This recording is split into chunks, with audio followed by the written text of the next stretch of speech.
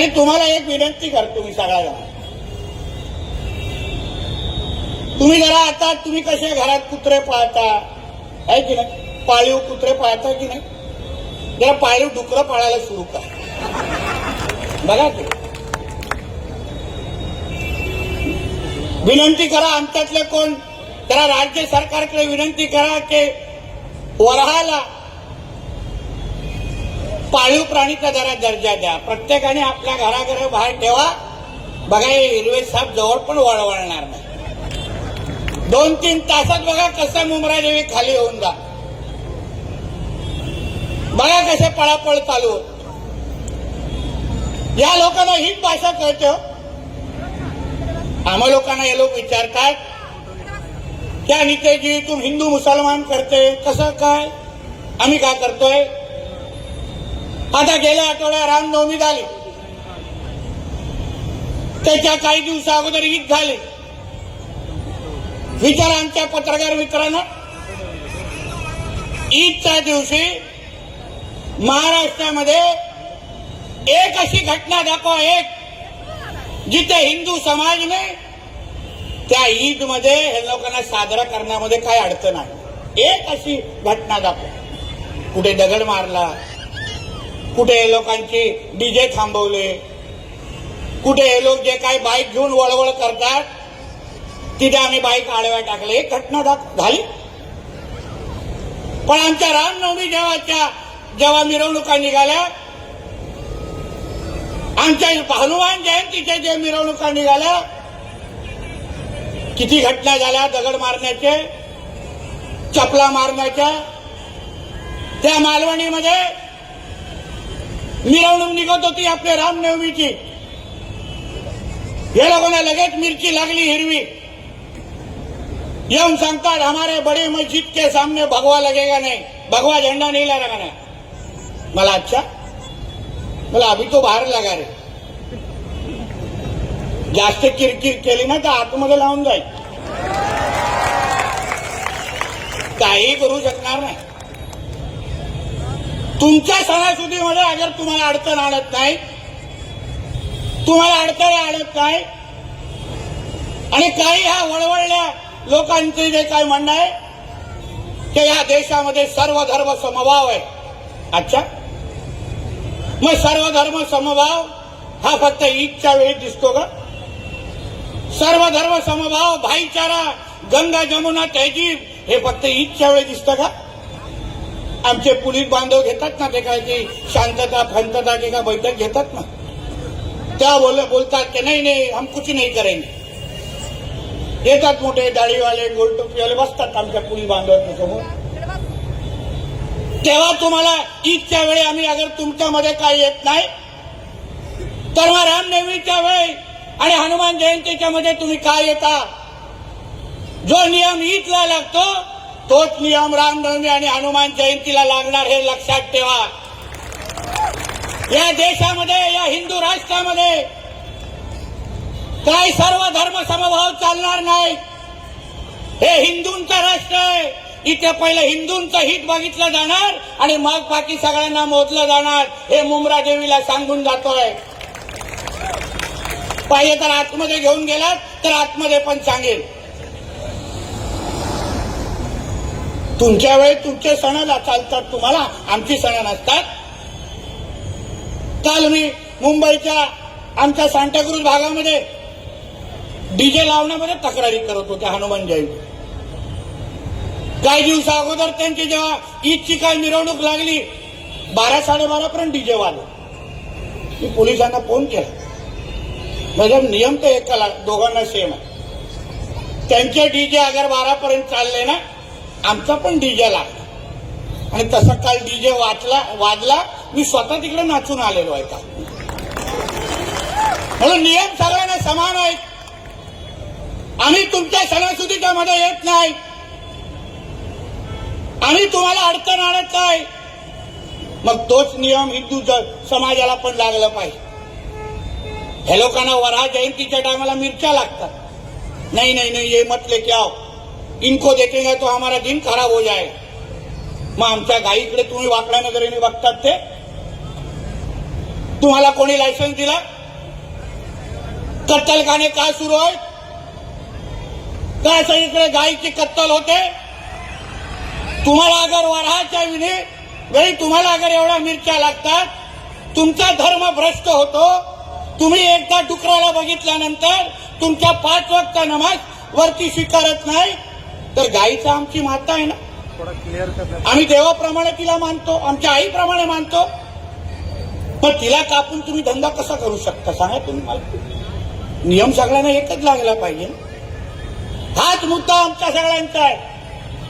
तुम्हाला अगर या हिंदू भूमीमध्ये तुम्हाला इथे राहायचं असेल, तर तुम्हाला या देशाला आपला पहिला देश मानायला लागेल.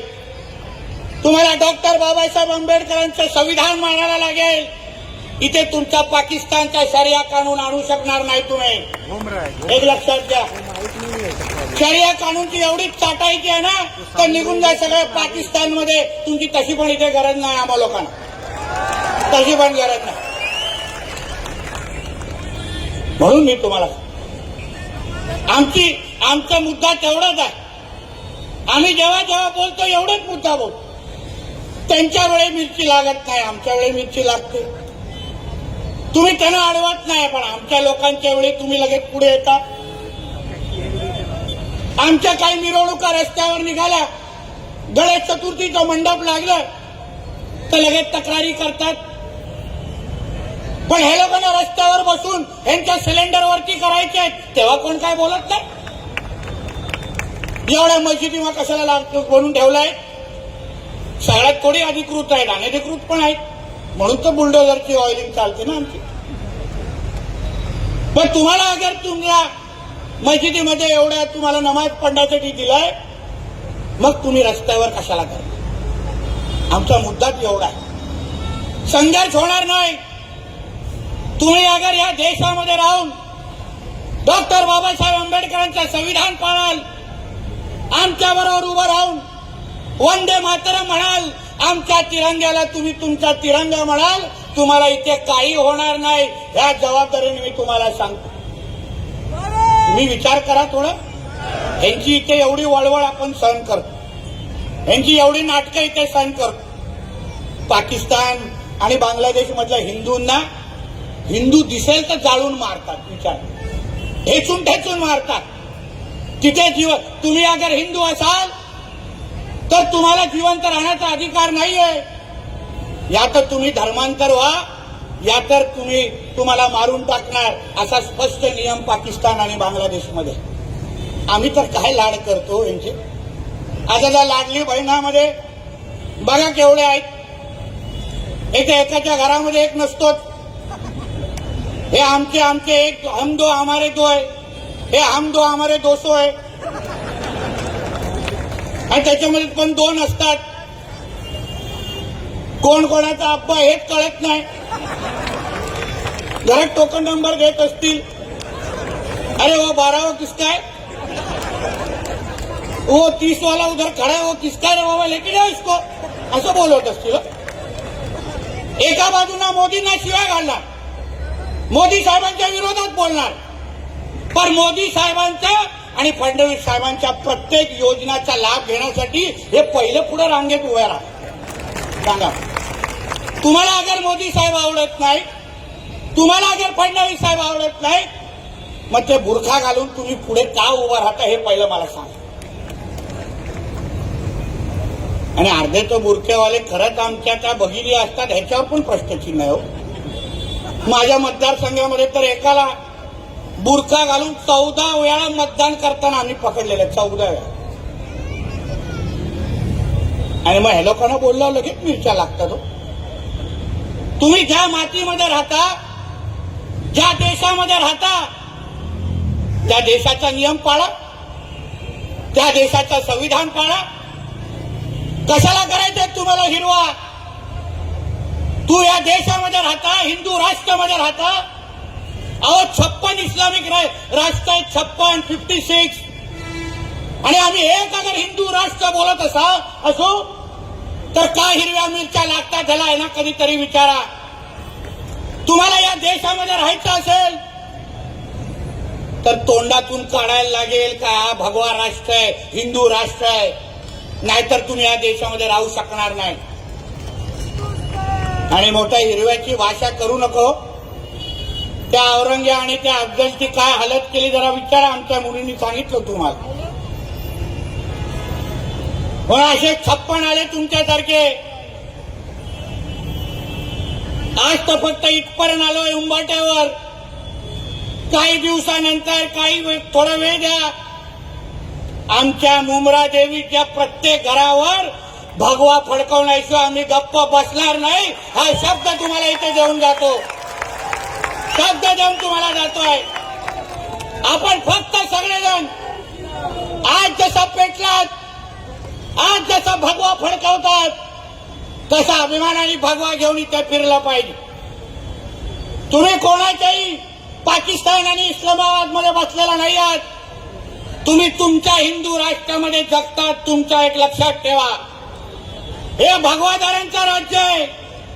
आपले पंतप्रधान आणि मुख्यमंत्री हे 100% भगवादारी आहेत आणि त्यांच्या राज्यात आणि देशात तुम्ही राहतात. एक पहिला लक्षात घ्या. आणि म्हणून कुठलाही जिहादी, कुठल्याही प्रकारचा अगर जिहाद करायचा विचार करत असेल ना, तर ह्या राज्यात तर तुझं काही डाळ शिजायला देणार नाही. प्रत्येक जिहादाला तो कुठेही लपला असेल, कुठल्याही मदरसामध्ये राहत असेल, कोणाच्याही पायजामाच्या मध्ये बसला असेल, त्याला शोधून शोधून आम्ही ठेचून बाहेर काढणार. हे शब्द तुम्हाला इथे आम्ही देऊन जाणार आहे. एका जिहादाला आणि बांगलादेशी आणि रोहिंग्याला जे अनधिकृत पद्धतीने इथे राहतात आणि त्याला वाटतं इथे हिंदूंची जनसंख्या कमी करायची आहे, तुम्ही यांचा मनसुबे पहिले समजून घ्या. हे काय उगाच तुमच्या समोर पहिले असे गरीब बनून येणार ते साहेब कोणचा भी नोकरी करेंगे.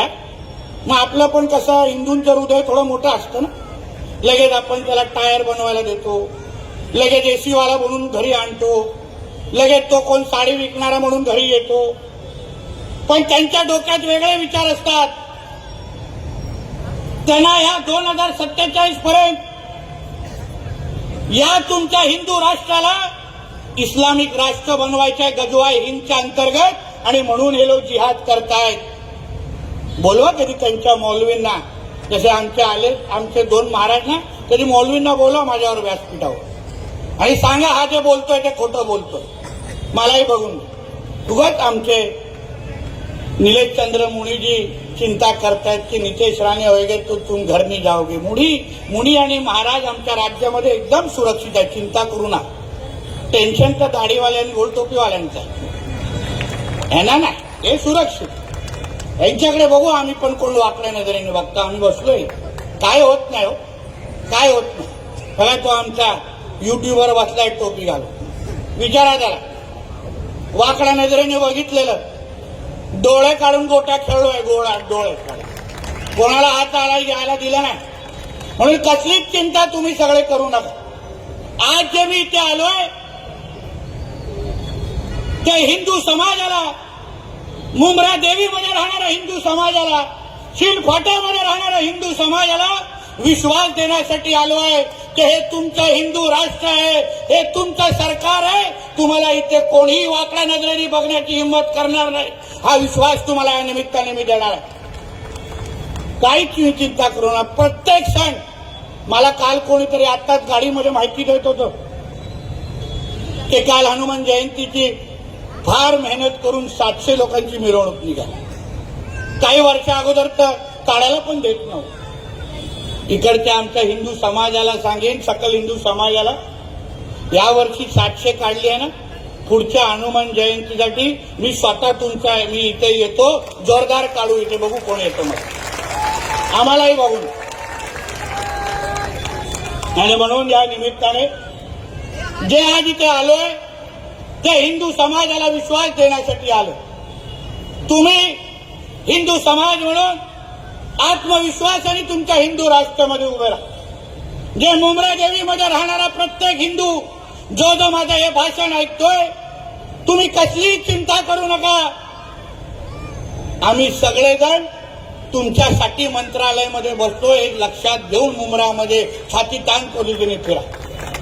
कोणी तुमच्याकडे धर्मांतर करायला कोणी आलं, फक्त मला एक त्याला फोन लावून द्या, संपर्क करून द्या, त्याला दाखवतो कसं परत तो जातो त्याच्याकडे दाखव. आणि म्हणून या निमित्ताने परत एकदा आमच्या इकडच्या हिंदू समाजाचं, आमचा पाटील असेल आणि त्याचे सगळेच सहकारी, संदीप पाटील त्याचे सगळेच सहकारी, आमच्या हिंदू जागरणच्या सर्व सहकाऱ्यांना मी मनापासून तुमचं अभिनंदन करतो की तुम्ही ज्या पद्धतीने ते वातावरण भगवामय तयार केलंय, हे आता सुरुवात आहे. ही सुरुवात जोपर्यंत मुंब्रा देवीच्या प्रत्येक घरावर आपण भगवा झेंडा लढवत नाही तोपर्यंत आपण आता स्वस्थ बसायचं नाही, हाही शब्द तुम्हाला या निमित्ताने इथे देतो. आणि मुलींना आणि महाराजांना सांगीन, चिंता करू नका, आम्ही इस्लामपूरचं पण ईश्वरपूर करून दाखवलं, म्हणून मुंब्राचं पण मुंब्रा देवी करून दाखवणार, हा शब्द तुम्हाला मी इथे देऊन जाणार आहे. कोणी आम्हाला थांबू शकत नाही. तो जितुदीन बितुदीन तर आम्ही नाश्त्यासाठी खातो, काय चिंता करू, काय चिंता करू. त्याला बघितलं ना सभागृहामध्ये माफी मागायला लागली आणि बरं झालं फक्त सभागृहामध्येच भेटला. आणि अजून बरं झालं की मी मंत्री आहे, नाही तर परत घरी गेला नसता. कारण का छत्रपती शिवाजी महाराजांचा विषय, छत्रपती शिवाजी महाराज हा आमचा बाप आहे, एक लक्षात घ्या. आमच्या बापाकडे वाकड्या नजरेने बघाल तर परत डोळे ठिकाणावर ठेवणार नाही, हेही तुम्हाला सांगून जातो. तुम्हाला इथे औरंगे आणि टिप्याची चाटायची असेल तर निघून जा तुमच्या पाकिस्तानमध्ये, तुमची इथे कोणाचीच काही गरज नाही. आणि म्हणून हिमतीने तुम्हाला सांगायला आलोय, कसली चिंता करू नका. हा हिंदू राष्ट्र, हा आमचा महाराष्ट्र, हा आमचा मुंब्रा, ही आमची मुंब्रा देवी, ही तुमच्या इकडच्या हिंदू समाजाची आहे. तुम्ही अभिमानाने आणि छाती ठोक पद्धतीने इथे फिरा. आम्ही सगळेचे सगळेजण तुमच्या बरोबर आहोत, हाच विश्वास तुम्हाला मी आजच्या निमित्ताने देणार आहे आणि इथेच थांबणार आहे. आता माझ्यासाठी खिशातला फक्त मोबाईल ऑन काढा आणि लाईट ऑन करा. सगळेजण काढा लाईट, स्वतःच काढा रे बाबा, सगळेजण काढलं पाहिजे ना, फाईन लागणार. काढा सगळेजण.